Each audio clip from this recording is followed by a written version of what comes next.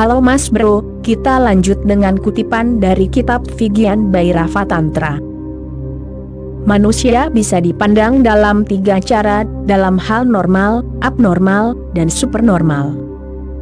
Psikologi Barat pada dasarnya berkenaan dengan yang abnormal, patologis, dengan manusia yang telah jatuh dari normal, yang telah jatuh dari norma.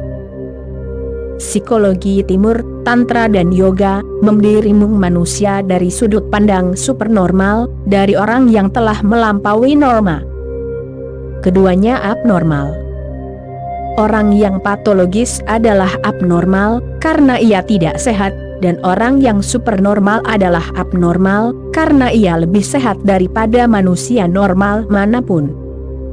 Perbedaannya adalah negatif dan positif. Psikologi Barat berkembang sebagai bagian dari psikoterapi. Freud, Jung, Adler, dan psikolog lainnya menangani manusia abnormal, manusia yang sakit mental. Karena itu, seluruh sikap Barat terhadap manusia menjadi keliru. Freud mempelajari kasus-kasus patologis. Tentu saja, tidak ada manusia sehat yang akan mendatanginya, hanya mereka yang sakit mental. Mereka dipelajari olehnya, dan karena penelitian itu, ia berpikir bahwa sekarang ia memahami manusia. Manusia patologis bukanlah manusia yang sebenarnya, mereka sakit, dan apapun yang didasarkan pada penelitian terhadap mereka, pasti sangat keliru dan berbahaya. Ini terbukti berbahaya, karena manusia dipandang dari sudut pandang patologis. Jika keadaan pikiran tertentu dipilih, dan keadaan itu sakit, patologis, maka seluruh citra manusia menjadi berbasis penyakit. Karena sikap ini, seluruh masyarakat Barat telah runtuh, karena manusia yang sakit adalah dasarnya, yang menyimpang telah menjadi fondasinya. Dan jika dirimu hanya mempelajari yang abnormal, dirimu tidak bisa membayangkan kemungkinan makhluk supernormal. Seorang Buddha tidak mungkin bagi Freud, tidak bisa dibayangkan. Ia pasti fiktif, mitologis. Seorang Buddha tidak mungkin menjadi kenyataan. Freud hanya berhubungan dengan orang-orang sakit, yang bahkan tidak normal. Dan apapun yang ia katakan tentang manusia normal, didasarkan pada studi tentang manusia abnormal. Itu seperti seorang dokter yang sedang melakukan penelitian. Tidak ada orang sehat yang akan mendatanginya, tidak perlu. Hanya orang yang tidak sehat yang akan mendatanginya. Dengan mempelajari begitu banyak orang yang tidak sehat, ia menciptakan gambaran dalam benaknya tentang manusia, tetapi gambaran itu tidak mungkin tentang manusia. Itu tidak mungkin, karena manusia tidak hanya penyakit. Dan jika dirimu mendasarkan konsepmu tentang manusia pada penyakit, seluruh masyarakat akan menderita. Psikologi Timur, khususnya Tantra dan Yoga, juga memiliki konsep tentang manusia, tetapi konsep tersebut didasarkan pada studi tentang hal-hal yang bersifat supernormal. Buddha, Patanjali, Sankara, Nagarjuna, Kabir, Nanak, pada orang-orang yang telah mencapai puncak dari potensi dan kemungkinan manusia. Yang terendah belum dipertimbangkan, hanya yang tertinggi. Jika dirimu mempertimbangkan yang tertinggi, pikiranmu menjadi terbuka, dirimu bisa tumbuh, karena sekarang dirimu tahu bahwa pencapaian yang lebih tinggi itu mungkin. Jika dirimu mempertimbangkan yang terendah, tidak ada pertumbuhan yang mungkin. Tidak ada tantangan. Jika dirimu normal, dirimu merasa bahagia. Sudah cukup bahwa dirimu tidak menyimpang, bahwa dirimu tidak berada di rumah sakit jiwa. Dirimu bisa merasa baik, tetapi tidak ada tantangan.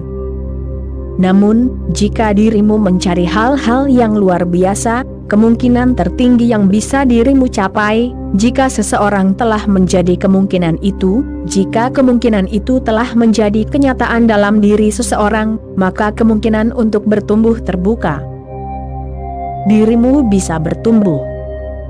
Tantangan datang kepadamu, dan dirimu tidak perlu merasa puas dengan dirimu sendiri. Capaian yang lebih tinggi itu mungkin, dan itu memanggilmu. Ini harus dipahami secara mendalam. Hanya dengan begitu, psikologi tantra bisa dipahami. Apapun dirimu, itu bukanlah akhir. Dirimu hanya berada di tengah-tengah. Dirimu bisa jatuh, dirimu bisa bangkit. Pertumbuhanmu belum berakhir. Dirimu bukanlah hasil akhir, dirimu hanyalah sebuah jalan. Ada sesuatu yang terus-menerus bertumbuh dalam dirimu. Tantra memahami dan mendasarkan seluruh tekniknya pada kemungkinan pertumbuhan ini. Dan ingatlah, kecuali dirimu menjadi apa yang dirimu bisa, dirimu tidak akan merasa puas. Dirimu harus menjadi apa yang dirimu bisa, itu adalah suatu keharusan. Jika tidak, dirimu akan frustrasi, dirimu akan merasa tidak berarti, dirimu akan merasa bahwa tidak ada tujuan dalam hidup. Dirimu bisa terus maju, tetapi tidak akan ada kegembiraan di dalamnya. Dan dirimu mungkin berhasil dalam banyak hal lainnya, tetapi dirimu akan gagal dengan dirimu sendiri. Dan ini sedang terjadi. Seseorang menjadi sangat kaya, dan semua orang berpikir bahwa sekarang dia telah berhasil. Setiap orang kecuali dirinya sendiri, berpikir bahwa dia telah berhasil. Dia tahu kegagalannya. Kekayaan ada di sana, tetapi dia telah gagal. Dirimu adalah orang yang hebat, seorang pemimpin, seorang politisi. Setiap orang berpikir bahwa mereka telah berhasil, tetapi mereka telah gagal. Dunia ini aneh, dirimu berhasil di mata semua orang, kecuali matamu sendiri. Orang-orang mengatakan mereka memiliki segalanya, tetapi sekarang bagaimana? Mereka gagal, tetapi di mana mereka gagal? Sejauh menyangkut hal-hal lahiriah, mereka tidak gagal. Jadi mengapa mereka merasakan kegagalan ini? Potensi batin mereka tetap kuat. Mereka belum berkembang. Mereka belum mencapai apa yang disebut Maslow sebagai aktualisasi diri. Mereka gagal, kegagalan batin, dan akhirnya, apa yang dikatakan orang lain tidak ada artinya. Apa yang dirimu rasakan, itulah yang bermakna. Jika dirimu merasa gagal, orang lain mungkin berpikir bahwa dirimu adalah Napoleon, atau Alexander Agung, tetapi itu tidak membuat perbedaan. Sebaliknya, itu membuat dirimu lebih tertekan. Semua orang berpikir bahwa dirimu sukses, dan sekarang dirimu tidak bisa mengatakan bahwa dirimu tidak sukses, tetapi dirimu tahu dirimu tidak sukses. Dirimu tidak bisa menipu diri sendiri. Sejauh menyangkut aktualisasi diri, dirimu tidak bisa menipu. Cepat atau lambat dirimu harus memanggil diri sendiri, dan melihat jauh ke dalam dirimu sendiri, tentang apa yang telah terjadi. Hidup ini sia-sia. Dirimu telah melepaskan kesempatan, dan mengumpulkan hal-hal yang tidak berarti apa-apa. Aktualisasi diri mengacu pada puncak tertinggi dari pertumbuhanmu, di mana dirimu bisa merasakan kepuasan yang mendalam. Di mana dirimu bisa berkata, ini adalah takdirku, ini adalah apa yang seharusnya aku lakukan. Ini adalah alasan mengapa aku ada di bumi ini. Tantra peduli dengan aktualisasi diri itu, dengan cara membantumu tumbuh lebih banyak. Dan ingat, Tantra peduli denganmu, bukan dengan cita-cita. Tantra tidak peduli dengan cita-cita, ia peduli denganmu sebagaimana adanya, dan sebagaimana dirimu bisa menjadi. Perbedaannya besar. Semua ajaran peduli dengan cita-cita. Mereka mengatakan jadilah seperti Buddha, jadilah seperti Yesus, menjadi seperti ini atau itu. Mereka memiliki cita-cita, dan dirimu harus menjadi seperti cita-cita itu.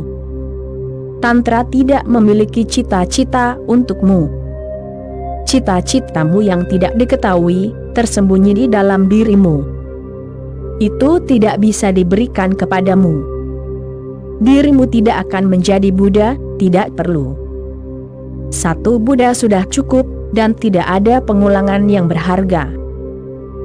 Keberadaan selalu unik, tidak pernah berulang, pengulangan adalah kebosanan. Keberadaan selalu baru, maka seorang master pun tidak akan terulang, sebuah fenomena indah yang tidak akan terulang. Mengapa? Karena meskipun seorang master diulang-ulang, hal itu akan menimbulkan kebosanan. Apa gunanya? Hanya yang unik yang bermakna, yang tiruan tidak bermakna. Hanya jika dirimu melakukannya secara langsung, takdirmu akan terpenuhi. Jika dirimu melakukannya secara tidak langsung, dirimu telah melewatkannya. Jadi Tantra tidak pernah mengatakan, jadilah seperti ini atau itu, tidak ada yang ideal. Tantra tidak pernah berbicara tentang yang ideal, oleh karena itu, namanya Tantra. Tantra berbicara tentang teknik, tidak pernah tentang yang ideal. Tantra berbicara tentang bagaimana dirimu bisa menjadi, tidak pernah mengatakan menjadi apa. Tantra ada karena bagaimana itu. Tantra berarti teknik, kata Tantra itu sendiri berarti teknik. Tantra berkaitan dengan bagaimana dirimu bisa menjadi, Tantra tidak berkaitan dengan apa. Apa itu akan disediakan oleh pertumbuhanmu. Cukup gunakan tekniknya, dan lama-kelamaan potensi batinmu akan menjadi nyata. Kemungkinan yang belum dipetakan akan terbuka, dan saat terbuka, dirimu akan menyadari apa itu. Dan tidak seorang pun bisa mengatakan apa itu. Kecuali dirimu menjadi itu, tidak seorang pun bisa memprediksi apa yang bisa menjadi apa dirimu. Jadi Tantra hanya memberimu teknik, tidak pernah cita-cita. Inilah yang membedakannya dari semua ajaran moral. Ajaran moral selalu memberikan cita-cita. Bahkan jika mereka berbicara tentang teknik, teknik itu selalu untuk cita-cita tertentu. Tantra tidak memberimu cita-cita, dirimu adalah cita-cita, dan masa depanmu tidak diketahui. Tidak ada cita-cita dari masa lalu yang bisa membantu, karena tidak ada yang bisa diulang, dan jika diulang, itu tidak berarti. Biksu Zen berkata untuk mengingat dan waspada. Jika dirimu bertemu Buddha dalam meditasimu, bunuh dia segera, jangan biarkan dia berdiri di sana. Biksu Zen adalah pengikut Buddha, namun mereka berkata bunuh Buddha segera, jika dirimu bertemu dengannya dalam meditasimu. Karena kepribadian, cita-cita Buddha bisa menjadi begitu menghipnotis, sehingga dirimu bisa melupakan diri sendiri. Dan jika dirimu melupakan diri sendiri, dirimu telah kehilangan jalan. Buddha bukanlah cita-cita. Dirimu adalah cita-cita, masa depanmu yang tidak diketahui. Itu harus ditemukan. Tantra memberimu teknik penemuan. Harta karun itu ada di dalam dirimu. Jadi ingat hal kedua ini. Pertama, sangat sulit untuk percaya bahwa dirimu adalah yang ideal, sulit bagi dirimu untuk percaya, karena semua orang mengutukmu. Tidak seorang pun menerimamu, bahkan dirimu sendiri. Dirimu terus mengutuk diri sendiri. dirimu selalu berpikir dalam hal menjadi seperti orang lain, dan itu salah, berbahaya. Jika dirimu terus berpikir seperti itu, dirimu akan menjadi palsu, dan semuanya akan palsu. Tahukah dirimu dari mana kata palsu atau phony berasal? Itu berasal dari telepon. Pada masa-masa awal telepon, transmisinya sangat palsu, sangat tidak nyata, sehingga suara nyata dan suara palsu terdengar dari telepon, suara palsu yang mekanis. Suara nyata hilang, hanya pada masa-masa awal itu. Dari situlah muncul kata palsu atau phony. Jika dirimu meniru orang lain, dirimu akan menjadi palsu, dirimu tidak akan nyata. Sebuah perangkat mekanis akan ada di sekitarmu, dan realitasmu, suara aslimu, akan hilang. Jadi jangan palsu, jadilah nyata. Tantra percaya padamu. Itulah sebabnya mengapa hanya sedikit orang yang percaya pada Tantra, karena tidak ada seorang pun yang percaya pada dirinya sendiri. Tantra percaya padamu, dan mengatakan bahwa dirimu adalah sosok yang ideal. Jadi jangan meniru siapapun. Peniruan akan menciptakan kepribadian semu di sekitarmu. Dirimu bisa terus bergerak dengan kepribadian semu itu, dengan berpikir bahwa itu adalah dirimu sendiri, tetapi bukan. Jadi hal kedua yang perlu diingat adalah, bahwa tidak ada sosok ideal yang pasti. Dirimu tidak bisa berpikir dalam konteks masa depan. Dirimu hanya bisa berpikir dalam konteks saat ini, hanya masa depan terdekat tempatmu bisa berkembang. Tidak ada masa depan yang pasti, dan adalah baik bahwa tidak ada masa depan yang pasti. Jika semuanya pasti, maka tidak akan ada kebebasan. Jika ada masa depan yang pasti, manusia akan menjadi robot. Dirimu tidak memiliki masa depan yang pasti. Dirimu memiliki banyak kemungkinan. Dirimu bisa tumbuh dalam banyak hal. Namun satu-satunya hal yang akan memberimu kepuasan tertinggi adalah bahwa dirimu tumbuh sedemikian rupa, sehingga setiap pertumbuhan menghasilkan pertumbuhan lebih lanjut. Teknik-teknik bermanfaat, karena bersifat ilmiah. Dirimu terhindar dari pengembaraan yang tidak perlu, perabaan yang tidak perlu. Jika dirimu tidak mengetahui teknik apapun, dirimu akan kehilangan banyak nyawa. Dirimu akan mencapai tujuan, karena energi kehidupan di dalam dirimu akan bergerak, kecuali jika mencapai titik di mana tidak ada pergerakan yang mungkin. Energi itu akan terus bergerak ke puncak tertinggi, dan itulah alasan mengapa seseorang terus dilahirkan kembali dan lagi. Jika dibiarkan sendiri, dirimu akan mencapainya, tetapi dirimu harus melakukan perjalanan yang sangat amat jauh, dan perjalanan itu akan sangat membosankan dan menjemukan. Dengan seorang master, dengan teknik-teknik ilmiah, dirimu bisa menghemat banyak waktu, kesempatan, dan energi. Dan terkadang dalam hitungan detik, dirimu bisa tumbuh begitu banyak, sehingga dalam kehidupanmu sendiri pun tidak akan bisa tumbuh sebanyak itu.